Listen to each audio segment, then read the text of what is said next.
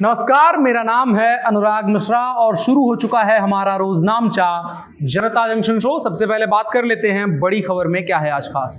बड़ी खबर में आज हम बात करेंगे किसान आंदोलन के बारे में। किसान आंदोलन को 1 साल पूरा हो रहा है, उसके बाद नेता संसद का घेराव करने की तैयारी कर रहे हैं। उस दौरान किसान नेताओं के बीच बहस हो गई है, उस चीज को लेकर के तमाम खबरें हैं, उसके इर्द गिर्द हम बात करने की कोशिश करेंगे। लेकिन उससे पहले खबरें इन शॉर्ट। हरियाणा के सोनीपत में पहलवान निशा की हत्या के मामले में मुख्य आरोपी उसके कोच पवन और उसके साथी सचिन को गिरफ्तार कर लिया गया है। दिल्ली पुलिस की स्पेशल सेल ने दोनों आरोपियों को द्वारका से पकड़ा। इन पर पुलिस ने 1 लाख रुपए का इनाम भी रखा था। मुख्य आरोपी पवन के पास से एक लाइसेंसी रिवॉल्वर भी बरामद किया गया है। बता दें, 10 नवंबर को सोनीपत के हलालपुर गांव में रेसलिंग सीखने वाली 21 वर्षीय पहलवान निशा और उसके भाई की दिन दहाड़े गोली मारकर हत्या कर दी गई थी। इस हमले में पहलवान निशा की मां भी घायल हुई थी। वारदात के बाद ग्रामीण गुस्सा हो गए और उन्होंने एकेडमी में तोड़फोड़ कर दी और आग लगा दी। और जिस पवन पर वारदात को अंजाम देने का आरोप लगा है वो निशा का कोच है।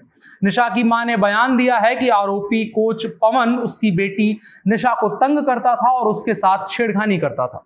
बुधवार को पवन ने पहले निशा को गोली मारी और फिर कॉल करके भाई और मां को बुलाकर उन्हें भी गोली मार दी।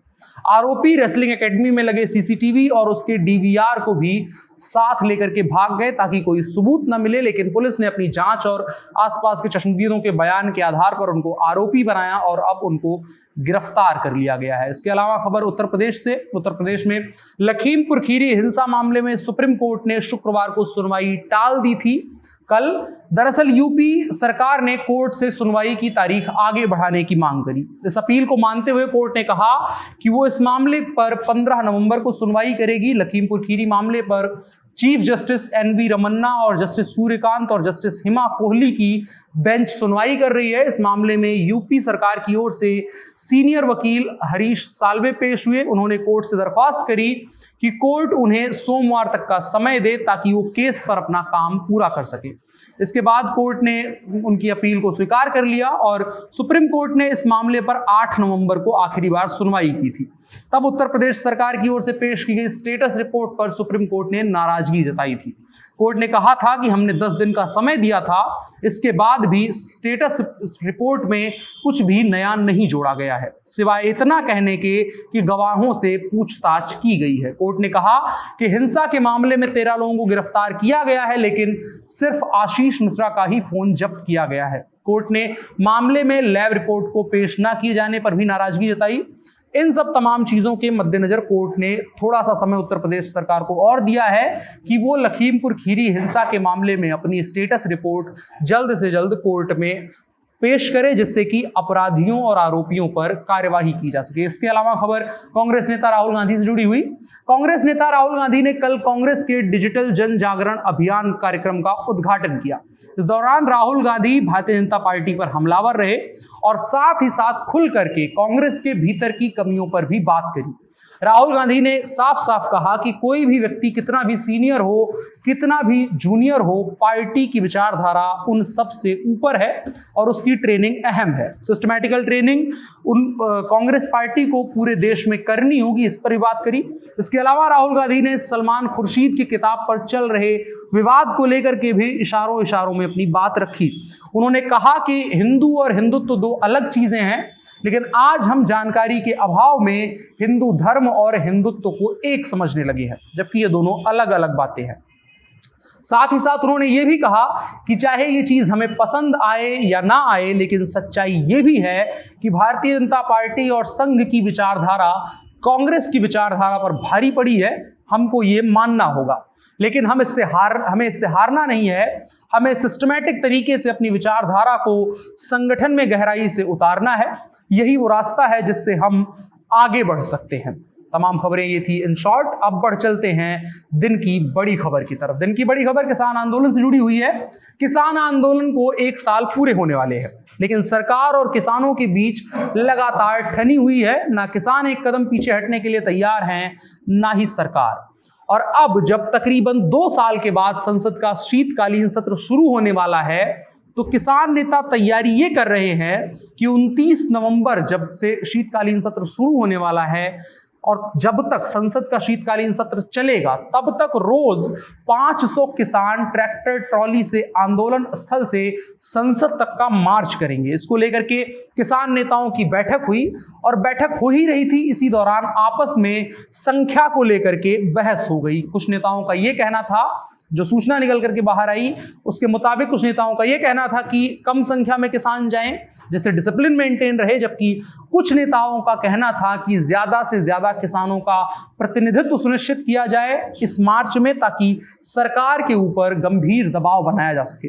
इसको लेकर के जमकर बहस हुई और ये बात बाहर लीक हो गई कि किसान नेताओं में आपस में बन नहीं रही है और उनके बीच तमाम चीजों को लेकर के बहस चल रही है, जिसको कि मीडिया में इस तरह से दिखाया गया कि किसान नेताओं में आपस में फूट पड़ गई है। इस तरह से इसको दिखाया जाने लगा कि किसान नेता अब एक दूसरे की बात नहीं मान रहे हैं, तमाम मुद्दों पर एक दूसरे में बहस हो रही है। और इसको बल मिला उस चीज से कि जब किसान नेता योगेंद्र यादव को अनुशासनहीनता के चलते 1 महीने के लिए निलंबित कर दिया गया था, जिसके बाद योगेंद्र यादव अचानक से मीडिया से गायब हो गए और उन सभी चीजों के आधार पर यह थ्योरी बनी कि किसान नेताओं के भीतर फूट पड़ गई है। फिर उसके बाद संयुक्त किसान मोर्चा के प्रवक्ता राकेश टिकैत ने एक चैनल से बातचीत करते हुए कहा कि किसान हैं, किसानों का तापमान हमेशा से 200 डिग्री पर रहता है और जब भी ऐसी चीजें सामने आती है तो जाहिर सी बात है हर किसी का अपना तर्क होता है और चूंकि वो किसान हैं, मन के मालिक हैं, तो उनका तर्क थोड़ा ज्यादा मजबूत होता है। और यहां पर किम जोन की सरकार नहीं चल रही है, हम लोग लोकतंत्र में विश्वास करने वाले लोग हैं, हर किसी को अपनी बात अपने तरीके से कहने का हक है। लेकिन आगे से जब भी किसान नेताओं की बात होगी तो उसमें मोबाइल नहीं लाने दिया जाएगा। मोबाइल की वजह से बातें बाहर आ जाती हैं जिनको बाहर नहीं आना चाहिए।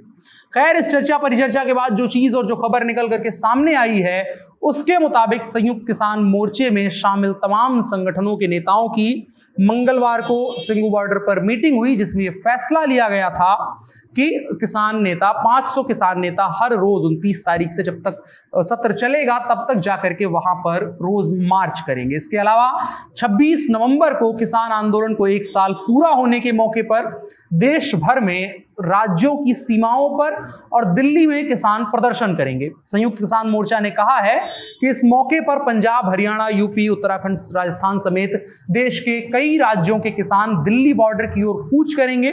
किसान संगठनों का ऐलान साफ है कि नवंबर के आखिरी सप्ताह और शीतकालीन सत्र के दौरान दिल्ली और आसपास के इलाकों में आंदोलन होगा, जिससे कि साफ है कि आंदोलन का असर भी देखने को मिलेगा और लोगों को कुछ परेशानियां भी हो सकती हैं। और साथ ही साथ ये देखने वाली बात भी है कि अब तक सरकार इसको लेकर के सुनवाई करने को तैयार नहीं हुई है। सरकार ने साफ साफ कह दिया है, पहले ही दिन से कह दिया है, जब से किसान नेता मांग कर रहे हैं, जब से आंदोलन चल रहा है, कि इन कानूनों को लेकर के बात की जा सकती है, जो मिसकम्युनिकेशन हो रहा है, जो चीजें समझ में नहीं आ रही हैं, उनको लेकर के बात की जा सकती है, लेकिन किसी भी स्थिति में किसान नेताओं की ये मांग नहीं मानी जाएगी कि कानून वापस ले लिया जाए। किसान नेताओं की मांग है कि सरकार इन कानूनों को वापस ले ले, ये कानून किसानों के हित में नहीं है, जबकि सरकार की तरफ से साफ कर दिया गया है कि किसी भी स्थिति में कानून को वापस नहीं लिया जाएगा। शीतकालीन सत्र के पहले 26 नवंबर को राज्यों की राजधानियों में बड़े पैमाने पर महापंचायतों का आह्वान किया गया है। साथ ही साथ आंदोलन का नेतृत्व कर रहे संयुक्त किसान मोर्चा ने इस दिन देशव्यापी आंदोलन की रणनीति भी तैयार कर ली है, जिसके तहत सभी किसानों से 26 नवंबर को दिल्ली मोर्चे पर सिंघू बॉर्डर पर आंदोलन के 1 वर्ष पूरा होने पर बड़ी संख्या में इकट्ठा होने और दूर दराज के राज्यों में रहने वाले लोगों से राज्यव्यापी विरोध प्रदर्शन करने को कहा गया है। इसको एक तरीके से मॉक प्रैक्टिस कही जा रही है। एक तरीके से कहा जा रहा है कि 29 नवंबर से जो लगातार कार्यक्रम चलना है उसके बारे में एक ब्रीफिंग की जाएगी इस दौरान, और सरकार से क्या मांगे हैं उसको लेकर के 26 नवंबर की महापंचायत में बात की जाएगी। ये तो रही तमाम बातें जो किसान आंदोलन से जुड़ी हुई हैं। कृषि बिल से जुड़ी हुई हैं, जो 3 कानून लागू होने की बात हो रही है, उनको हटाने की बात जो कर रहे हैं। इसके अलावा 7 नवंबर को हरियाणा के रोहतक में मकड़ौली टोल प्लाजा पर एक बैठक हुई। टोल हटाओ संघर्ष समिति के संरक्षक वीरेंद्र हुड्डा की अध्यक्षता में हुई बैठक में भारतीय किसान यूनियन के प्रधान गुरनाम सिंह चढ़ूनी समेत कई संगठनों के और खापों के प्रतिनिधि शामिल हुए। इसके अलावा भी चढ़ूनी के बारे में एक और खबर आ रही है कि वो किसान आंदोलन के बाद राजनीति में जा सकते हैं और आने वाले चुनाव में प्रतिभाग करेंगे। खैर, बैठक में चढ़ूनी ने खाप और टोल प्रतिनिधियों, किसान व महिला नेताओं की भागीदारी बढ़ाने के लिए रणनीतिक कार्यक्रम बताया, लोगों को रणनीति समझाई और बैठक में प्रस्ताव पारित किया गया कि बारिश से फसलों को हुए नुकसान के लिए उचित मुआवजा सरकार की तरफ से जारी किया जाए। इसके अलावा बिजली टावरों के अधिग्रहण से पहले किसानों का पक्ष सुना जाए और मार्केट रेट पर नए भूमि अधिग्रहण कानून के तहत मुआवजा दिया जाए। ये सब तमाम बातें रही जो किसान आंदोलन के दरमियान लगातार हो रही हैं। किसान नेताओं में फूट की चाहे बात हो, चाहे बड़ूनी के उनके शामिल होने में बात होगी, वो राजनीति में जाएंगे। और साथ ही साथ जो 7 नवंबर को बैठक हुई उस चीज को लेकर के हमने आपको बताने की कोशिश करी। क्या कुछ होगा किसान आंदोलन में, 26 नवंबर को ज्यादा दूर नहीं है, 29 नवंबर भी कुछ ज्यादा दूर नहीं है। उसको लेकर के देखने वाली बात होगी कि किसान आंदोलन के नेता किस तरह से अपनी बात सरकार के सामने रखते हैं और सरकार इस दरमियान शीतकालीन सत्र के दौरान किस तरीके से किसानों से बातचीत करती है और इस लंबे समय से चले आ रहे गतिरोध को खत्म करने की कोशिश करती है। आज की बड़ी खबर में इतना ही। अब बढ़ चलते हैं आज के कानून के हिस्से की तरफ। आज के कानून में बात करेंगे वकीलों से जुड़ा हुआ एक टिप्पणी करी है सुप्रीम कोर्ट ने जो बेहद अहम है।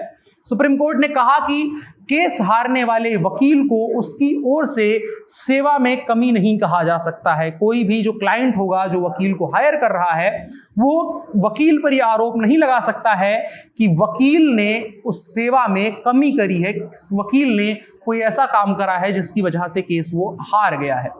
एनसीडीआरसी के आदेश के खिलाफ दायर विशेष अनुमति याचिका पर विचार करते हुए अदालत ने कहा कि बीएसएनएल के खिलाफ शिकायतों को गुणदोष के आधार पर खारिज कर दिया गया है, जो बीएसएनएल की शिकायत थी, और उन पर यह चीज साफ कर दी है कोर्ट ने कि वकीलों की ओर से कोई लापरवाही नहीं की गई है। अदालत ने कहा सिर्फ इसलिए यह नहीं कहा जा सकता कि अधिवक्ताओं की ओर से सेवा में कोई कमी की गई थी क्योंकि वो केस हार गए, जो शिकायतकर्ता की ओर से पेश हुए और योग्यता के आधार पर हार गए। इस मामले में नंदलाल लोहारिया ने बीएसएनएल के खिलाफ अपने 3 अधिवक्ताओं के माध्यम से जिला फोरम में शिकायत दर्ज कराई थी। जिला फोरम में तीनों शिकायतों को गुण दोष के आधार पर खारिज कर दिया गया। शिकायतों को खारिज करने के बाद लोहरिया ने इन तीनों अधिवक्ताओं के खिलाफ जिला फोरम के समक्ष अपने मामलों को लड़ने में सेवा में कमी का आरोप लगाते हुए शिकायत दर्ज की और 15 लाख रुपए के मुआवजे का दावा किया। लोहरिया ने कहा कि वकीलों की ओर से बीएसएनएल के खिलाफ दायर केस में वो मेहनत नहीं की गई जो की जानी चाहिए थी, जिसकी वजह से हमारा केस खारिज हो गया। इस शिकायत को जिला फोरम ने भी खारिज कर दिया। बाद में राज्य और राष्ट्रीय उपभोक्ता निवारण आयोग ने इस आदेश को बरकरार रखा जो जिला फोरम ने दिया था, और उसके बाद सुप्रीम कोर्ट का भी ये टिप्पणी महत्वपूर्ण है कि जो लोहारिया ने कहा था कि अगर अधिवक्ता सही से केस लड़ते तो हम बीएसएनएल के खिलाफ केस जीत जाते, सेवा में कमी करी इसलिए हम केस हार गए। लेकिन अदालत ने कहा है कि केस हारने का मतलब यह नहीं होता कि वकीलों ने कोई लापरवाही करी हो, उनकी सेवा में कोई भी कमी रही हो। आज के कानून के हिस्से में इतना ही। अब बढ़ चलते हैं कार्यक्रम के आखिरी हिस्से की तरफ जो है नसीहत, जिसमें हम बड़े बड़े महान लोगों की बातें आप तक पहुंचाते हैं। इसी कड़ी में मदर टेरेसा की एक बात वो कहती हैं कि यीशु ने कहा है कि एक दूसरे से प्रेम करो, उन्होंने ये नहीं कहा है कि समस्त संसार से प्रेम करो। ये बात काफी गहरी है। ये इस तरह से आप समझिए कि आप अगर एक दूसरे की मदद करने लगते हैं और सभी लोग ऐसा करने लगते हैं तो संसार की मदद अपने आप हो जाएगी। इसी तरह से प्रेम के मामले में भी है, आप पूरे संसार से प्रेम नहीं कर सकते हैं, इंसान का अपना दायरा होता है, लेकिन एक दूसरे से अगर सभी लोग प्रेम करने लगेंगे तो सारे लोग संसार में एक दूसरे से प्रेम करने लगेंगे। आज की बात नहीं, बाकी मौज करिए, कल फिर मिलेंगे। तब तक के लिए देखते रहिए जनता जंक्शन और हमें दीजिए इजाजत। मेरा नाम अनुराग मिश्रा है, आप जनता जंक्शन देख रहे थे, कैमरे पर मेरे साथ थे ओम प्रकाश। शुक्रिया।